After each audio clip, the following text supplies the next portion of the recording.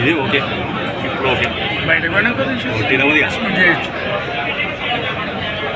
శ్రీకాంత్ గులాబీ కండువాలు వేసుకున్నా, ఇంకొక 3 రంగుల కండువాలు వేసుకున్నా, కాషాయం కండువాలే వేసుకోవాలి, ఇర్రెస్పెక్టివ్ ఆఫ్ ద పార్టీ. అది మా పార్టీ కండువా అని నేను చెప్పట్లేదు. ఇర్రెస్పెక్టివ్ ఆఫ్ ద పార్టీ దైవ భక్తులంతా, హిందూ బంధువులు అందరూ కూడా వేసుకోవాల్సింది. గుడికి వచ్చినప్పుడు కాషాయానికి సంబంధించి. ఇంకా దాంట్లో ఎవరో పింక్ వేసారు, ఇంకెవరో 3 రంగులు వేసారు, ఇంకెవరో ఆకుపచ్చ వేసుకున్నారు అంటే ఆ దేవుడు ఒప్పుకోడు, కమిటీ కూడా ఒప్పుకోవాలి.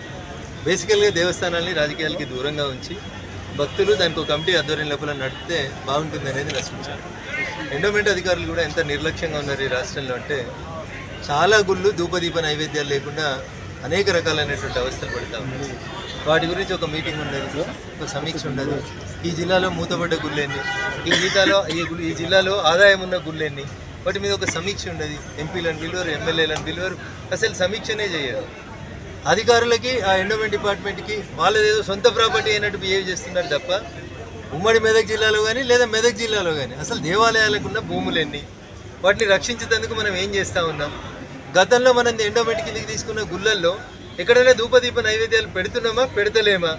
మనం తీసుకునే కంటే ముందు ఆ గుడి ఎంత గొప్పగా ఉండే, తీసుకున్న తర్వాత గుడికి జరుగుతున్న నష్టమైంది. ఇది భక్తుల నుంచి వస్తున్నటువంటి ప్రశ్న. సో వ్యక్తులు గుడి పేరు మీద, చారిటీ పేరు మీద ఎవడైనా తప్పు చేస్తే మనం చేస్తుందే భగవత్ కార్యక్రమం చేస్తూ ఉంటాం. అట్లాంటి తప్పు ఎవరైనా చేస్తే భగవంతుడే చూస్తాడని నేను నమ్ముతాను.